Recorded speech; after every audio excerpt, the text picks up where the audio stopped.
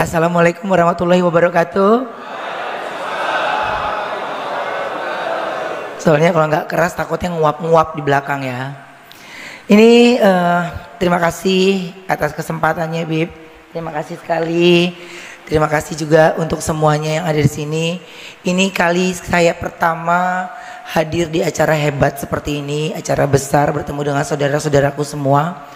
Tapi singkat cerita saja, mungkin kalau diikutin perjalanannya lumayan panjang. Saya pun di vlog saya tidak menceritakan secara detail karena panjang sekali menuju saya akhirnya ada di Islam saat ini. Tapi 4 tahun terakhir sebelum saya menjadi seorang Islam atau mualaf, itu saya melewati pergejolakan yang cukup dahsyat. Banyak hal dan pertanyaan, mungkin karena saya di TV sering bertemu dengan para ulama, jadi saya harus pilih satu yang kira-kira yang bisa membimbing dan bisa menjawab pertanyaan saya. Dan ada satu yang waktu itu benar-benar membuat saya itu kagum, yaitu Habib Utsman. Habib Utsman, saya sering bertemu dengan beliau. Dia tidak pernah melihat saya dari siapapun, tapi dia selalu rangkul saya dan dia selalu tanyakan apa kabar. Ya, itu tidak pernah berubah. Dan di situ Habib Utsman sudah mulai, saya sudah mulai tukeran nomor telepon dan mulai komunikasi dengan aktif. Ketika pada saat saya lagi haus pertanyaan dan ingin bertanya, Habib Utsman tidak pernah yang namanya tidak membalas sama sekali. Semua pertanyaan saya tentang Islam beliau jawab.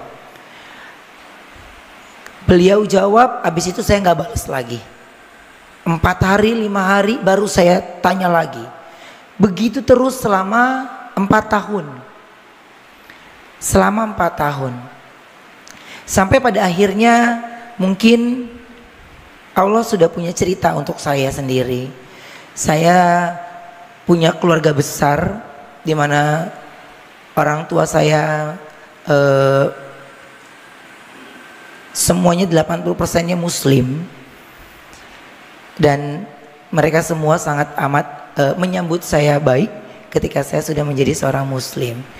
Dan sekarang ini saya memiliki banyak teman ketika saya tahu setelah saya syahadat. Tapi pada saat itu pun gak mudah karena saya cuman ngomong. Di Ramadan kemarin, biasanya kalau di Ramadan itu saya menghabiskan waktu untuk pasti bekerja di sahur atau buka puasa.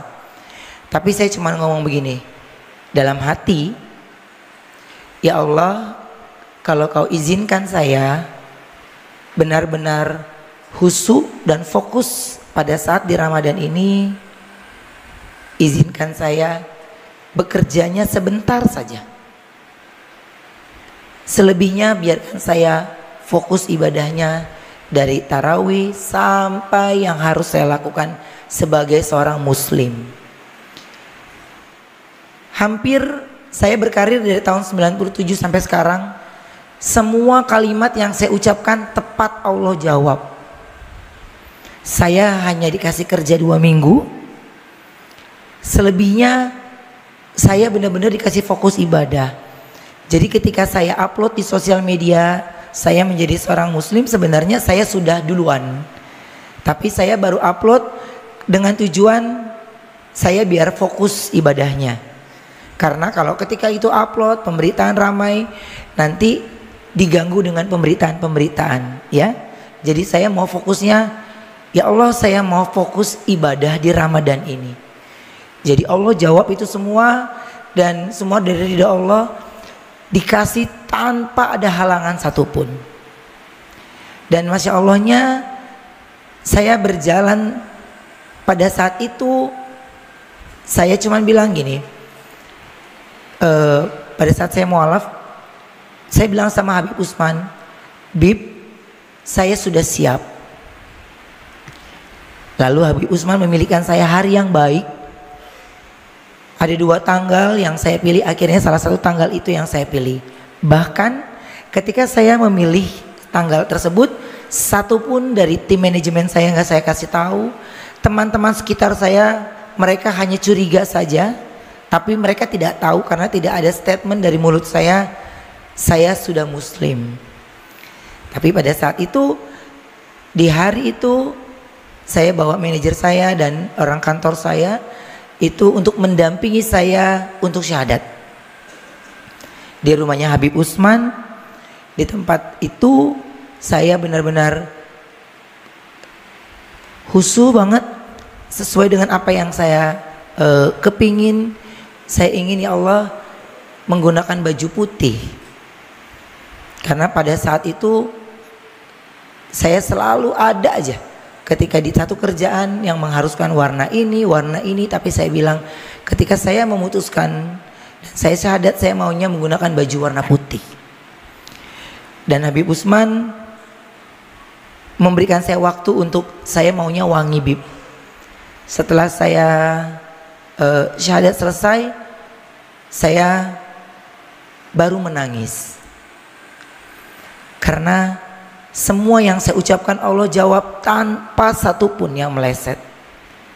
Saya cuma bilang, perkataan saya ketika saya masuk Islam dan tidak ada embel-embel hati marah, kesal, benci dengan apapun yang terjadi sama saya sendiri.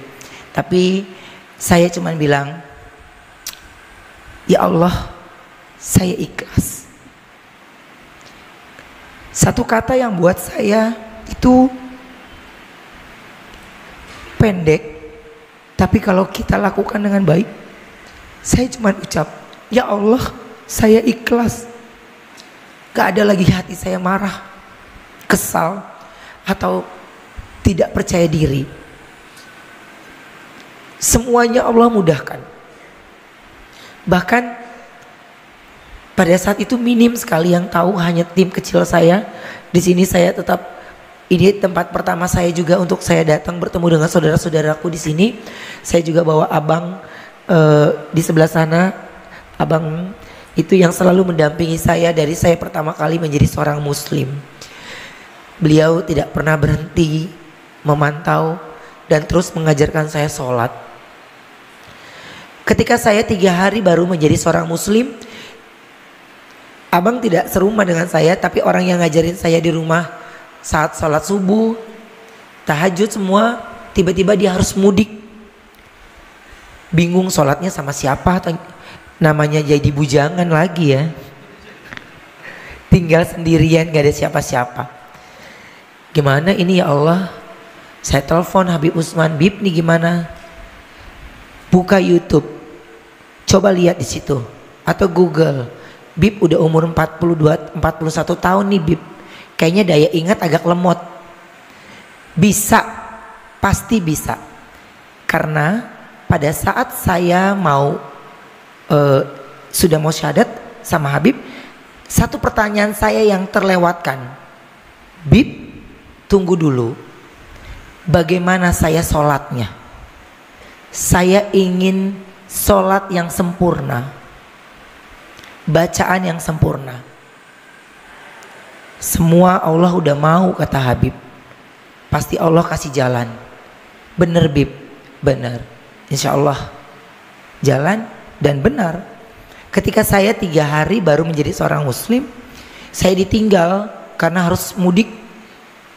Lalu pada saat itu saya cuman bilang, ya Allah, ini kalau habis tidur terus kita bangun mau tahajud atau subuh, mata sepet banget ini ya Allah. Ini gimana nih, berat ya. Terus kena lampu. Saya mengandalkan daya ingat saya sendiri. Insya Allah pasti bisa. Saya cuman taruh, saya cuman bilang, ketika kita sepenuhnya percaya, pada saat itu saya sholat sendirian. Tapi pada saat saya harus, apa yang saya lakukan pertama, saya cuman Allahu Akbar. Punggung saya itu seperti ada yang menepuk. mengarahkan saya dari ruku sampai saya tahajud, sampai saya sujud. Jadi sampai saya bisa menyelesaikan sholatnya. Di situ saya langsung telepon lagi Habib, Bib, yang saya rasakan seperti ini pada saat sholat. Maaf Bib, apa itu jin? Bib, saya takut. Jawab Habib pada saat itu, yang ente khawatirkan pada saat itu adalah sholat. Allah jawab sholat itu. Jadi apa yang ente ragukan, ucapkan. Allah jawab. Tidak usah pakai perantara, langsung ke Allah. Langsung ke Allah. Dan dari situ saya berusaha untuk tidak mengandalkan orang lain lagi. Singkat cerita, saya bertemu dengan orang baik. Kemarin ini saya mendapatkan tawaran untuk berangkat haji. Dari awal saya sudah bilang tidak. Awal mulut saya bilang tidak. Belum. Saya masih terlalu kecil. Tapi ketika ada orang yang mau memberikan, saya terima. Insya Allah saya terima. Tapi pada saat itu hati saya pun tidak. Tidak. Karena saya masih banyak belajar. Masih banyak orang-orang yang hebat-hebat yang harusnya berangkat terlebih dahulu. Setelah itu visa ramai dibicarakan. Apapun pemberitaannya tentang visa, pasti mukanya Ruben Onsu yang paling gede. Kayaknya yang gagal di dunia ini cuma saya doang. Ya Allah, ini gimana? Sampai kita takut sendiri ngeliat berita. Buka TikTok muka kita takut lagi. Buka YouTube, ya Allah, kita lagi takut lagi kita. Kita nggak berani sama sekali. Sampai gini, ada teman kita tuh yang tinggi gede tuh si Pan Gunawan nih. Dia udah berangkat duluan, dia ngeledekin kita aja di sono deh. Udah kita bilang, lu sholat yang bener deh, biar dapet jodoh. Gue mah udah pernah. Iya, bener nggak? Gue udah pernah. Lu berangkat deh, lu sholat, lu doa yang bener, kata gitu. Iya, oke. Dia setiap dimana manas-manasin saya mulu, manas-manasin saya. Tar lo lihat, gue kejar ibadah lo ya. Tar lo lihat ya. Terus dia berangkat. Pada saat itu saya cuma bilang gini, ya Allah, selesai haji ini saya ingin umroh. Mudahkan. Allah yakin, saya yakin Allah pasti mudahkan. Dah, saya nggak minta apapun itu. Jadi pada saat itu saya ucap, Ivan Gunawan pulang dari haji, saya orang pertama yang mau dia pamerin. Saya ladenin aja, saya temenin dia makan, temenin dia cerita, yang penting dia puas hati. Sampai akhirnya saya bilang, nanti ada kalanya kita pasti pergi berangkat bareng. Gue mau lihat lu sama gue yang paling banyak duduk siapa. Karena saya tahu dia kalau ada tiang seneng. Karena dia untuk nyender. Makanya saya seperjalanan saya sama dia itu ketika saya menjadi seorang mualaf, saya nggak kasih tahu dia. Ketika dia lagi bener-bener fokus ibadahnya, dia juga nggak kasih tahu saya banget, biasa aja. Sampai karena saya tahu emang dia adalah partner yang dipilih Allah kayaknya untuk berdampingan sama saya untuk keimanan saya lebih kuat lagi. Karena pada saat itu mau Idul Fitri saya bingung. Ya Allah, ini sholat Idul Fitri di mana? Saya orang belum tahu, saya Islam lagi. Aduh rame nih. Gimana ini? Mau numpang di tempat temen, ada temennya cewek. Lah kan saf cewek sama saf cowok beda kan? Gimana nih ceritanya? Diem. Saya ditelepon sama Lesti. Kok kesini oke? Saya cuman bilang saya pergi ke Senayan City. Saya cuman itu malam takbir. Saya belum tahu akan sholat id di mana. Ya, saya belum tahu sama sholat id di mana. Saya cuman bilang siapapun orang yang bertemu saya pertama kali di lobi, yang menyapa saya pertama kali, kenal ataupun tidak kenal, saya akan numpang sholat di tempat dia. Itu saya ucap, percaya atau tidak. Baru masuk mall, turun dari eskalator, dari sekian banyak manusia, Ivan Gunawan yang turun. Ya Allah, gua nggak bisa jauh dari ini manusia. Jadi saya cuma bilang, hey, gua besok numpang sholat di tempat. Gua udah tebak lu Islam kan, berisik lu ah. Jadi itu kalau Allah udah punya mau ya, saya cuma ucap doang. Siapapun yang menyapa saya pertama kali, mau dia kenal nggak dikenal, kalau dia nggak dikenal saya akan, bapak rumahnya di mana? Saya mau sholat di tempat bapak. Itu yang pertama saya mau lakukan. Bisa-bisanya dari banyak orang lagi takbiran ya, ada di dalam mall itu tuh, bisa-bisanya cuman dia yang ngelihat kita. Ya Allah, emang nasib gue di tangan dia. Saya disuruh standby sholat id jam 4 pagi. Ini ustadz aja masih nguap. Gue jam 4 pagi mau ngapain? Jam 4:30 nyangkut dia di rumah, di perumahan ya bang. Portal, nggak ada yang nyetirin mobil. Udah kita cuma ngomong gini doang. Waduh, matahari udah mau terbit, kita udah diomelin sama Ivan Gunawan. Kita belum nyampe.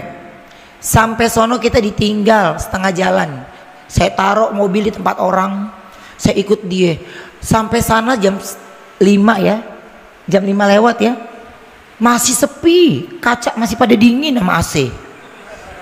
Lah ini sholatnya gimana sih, masih sepi. Kok kita duluan, kata dia. Gue mau duluan datang supaya di paling depan. Ini tiangnya paling oke. Hah? Kurang ajar ya.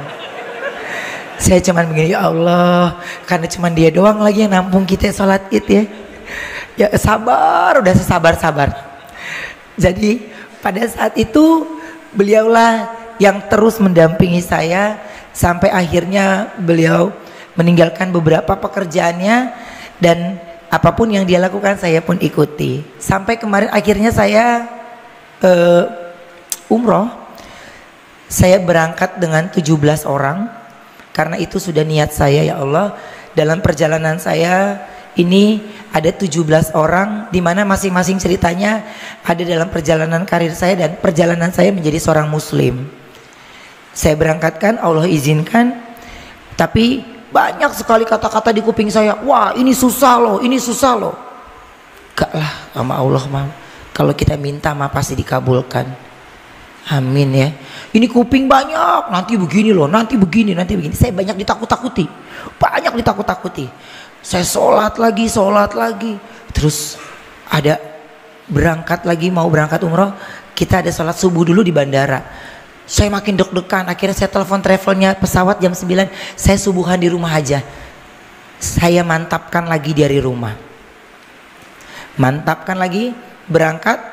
Semuanya Allah kasih mudah sampai akhirnya di Madinah. Allah mudahkan lagi, saya di Masjid Nabawi langsung. Ini balik badan Masjid Nabawi, Masya Allah. Ini gimana sih maunya nih Kak, ngerti kita. Saya langsung buru-buru mandi, sholat sampai Masjid Nabawi. Hari kedua muncullah ada orang bertemu dengan saya. Pada saat sholat itu saya bingung, itu pada ngapain pada di situ. Asisten nggak tahu pada kemana, pada mencar. Kita seorang diri di Masjid Nabawi, cuman ngeliatin doang. Tapi tiba-tiba Masya Allahnya ada orang yang ngasih air di gelas langsung. Oh ini namanya air zam-zam. Saya kasih. Saya cuman bilang itu apa? Ada yang nganterin. Saya nggak ngerti caranya kan, bagaimana caranya mengambil itu, bener-bener nggak ngerti. Bener-bener ada rasa takut, deg-degan sendiri. Tapi saya yakin nggak dikasih nyasar. Hari kedua saya di situ bertemu dengan orang yang hebat banget. Saya entah dari mana, dia merangkul saya. Dia menggunakan bahasa Inggris. Saya bilang cannot. Saya nggak bisa bahasa, takutnya saya berharap saya bahasa Inggris nggak bisa, ntar malah salah arti ya. Jadi terus dia ucapkan pakai bahasa Arab, terus dia ucapkan Assalamualaikum Alif. Waalaikumsalam. Saya sholat lagi berikutnya, ada lagi askar. Assalamualaikum Alif. Saya nengok kamera, apa saya dikerjain? Kok manggilnya Alif? Saya masih diem. Selesai sholat, saya lewat lagi, saya istirahat sebentar karena mau duha. Saya habis subuh pulang dulu, mau duha. Terus selama saya jalan pulang, 2 orang kembali menyapa saya, Assalamualaikum Alif, dari orang yang berbeda. Di situ saya nggak ngomong sama siapapun, saya diam aja. Saya tidak bahas itu melalui sholat saya. Tapi ketika saya sampai di Mekah, saya cuman bilang, apa yang orang bilang susah, pasti Allah mudahkan. Pasti Allah mudahkan. Ya Allah, sudah sejauh ini saya, pasti Engkau mudahkan. Saya orang manusia tinggi gede, kita cuma sekecuil, nggak ada apa-apanya, kegeser juga mental 2 meter. Ya, ketika saya bilang, ya Allah, saya harus sampai di sana, harus sampai di sana. Tadinya megang kamera, nggak ngerti gambarnya ya, intinya saya jalan terus. Masya Allahnya, Allah mudahkan. Saya langsung cium Hajar Aswad, tapi saya bingung doanya apa. Ya Allah, lupa yang saya mau minta apaan ini. Saya cuman ngucap gitu. Sampai ya Allah, sekali lagi ya Allah, sekali lagi sekali lagi, baru tuh yang saya mau tuh semua terucap.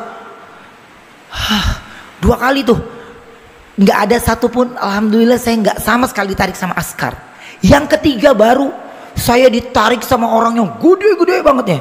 Saya cuman bilang, ya Allah, Allahu Akbar. Saya baru nengok ke belakang, manusia tinggi gede, kita sedengkulnya dia kayaknya. Ya kita sadar kita cebol ya, pendek, dia tinggi gede, tapi ucapan dari saya gini, ya Allah, ini masalah hidup gue segede gini ya. Bismillahirrahmanirrahim. Allahu Akbar. Saya pakai buak, saya masuk lagi buak, saya lewatin itu, alhamdulillahnya. Ketika itu udah, ya Allah, cukup 3 kali. Saya nggak mau jadi manusia serakah. Saya bergeser, saya dibantu sama askar. Tinggi, pintu Ka'bah itu tinggi sekali ya Bib. Pintu Ka'bah itu tinggi sekali. Orang yang secuil ini, saya juga bingung tuh gimana nih tangan bisa nyampe. Saya ditarik sama askar, diarahkan ke pintu Ka'bah. Ya, karena kita masing-masing menyelamatkan sendiri-sendiri kan nih. Gak ada yang bisa bawa rombongan. Saya megang pintu Ka'bah, saya menangis, langsung saya semua ucapan dan doa yang saya inginkan saya ucapkan di situ. Saya berhenti ketika ada suara di kuping saya itu berucap jelas sekali di kuping saya, jaraknya tidak jauh, jelas di kuping saya, Assalamualaikum Alif. Dari situ saya baru sadar betul, dan saya turunkan tangan saya. Di situ baru saya mengingat dari awal saya di Madinah sampai saya di Mekah, semua, bahkan di kuping saya pun Assalamualaikum Alif. Disitulah saya baru menangis. Saya merasa tidak sendiri karena saya sudah andalkan Allah semuanya. Terakhir kali sebelum saya tutup malam hari ini, singkatnya hari itu saya harus kembali, tapi saya masih dapat Jumatan di Masjidil Haram. Saya cuman bilang, ya Allah, dari saya tahajud sampai nanti saya pulang nanti Isya, karena setelah sholat Isya saya baru menuju bandara, izinkan hamba selalu berada di depan pintumu. Entah bagaimana Allah atur semuanya, pokoknya setiap pas azan saya pasti pandangannya ada di pintu Ka'bah, pintu masuknya. Dari situ saya cuma bilang, ya Allah, terima kasih. Ini semuanya Engkau permudah, sehingga rasa keraguan, rasa takut, rasa khawatir ketika kita libatkan Allah dalam hidup kita, perjalanan kita, yaitu yang saya jalani sekarang ini. Dan saya takut sekali. Saya cuman bilang, ya Allah, saya pasti sedih sekali kalau seandainya saya harus terlewatkan sholat. Ya Allah, kenapa saya kalau setiap sholat tahajud, seandainya tahajud terlewatkan, kenapa saya sedihnya tuh bisa sampai kayak sedihnya sampai sedih banget. Jadi jangan kasih saya sedih lagi, besok saya nggak akan ulangi lagi. Dan dari situ perjalanan saya, alhamdulillah sampai saya berdiri saat ini, Allah kasih saya kejutan lagi bertemu dengan saudara-saudara saya di depan saat ini, di atas ataupun di bawah, dengan begitu luar biasa. Habib, sekali lagi terima kasih banyak atas kesempatannya, dan benar-benar belum lama bertemu dengan Habib, tapi rindunya benar-benar rindu begitu luar biasa. Ini sedikit perjalanan saya. Mudah-mudahan apa yang menjadi keinginan kita semua ketika kita langsung khusyuk dan berdoa tanpa perantara, tidak usah ikut campur tangan orang lain lagi, serahkan sama Allah, Allah yang akan atur kita semua. Amin. Assalamualaikum warahmatullahi wabarakatuh.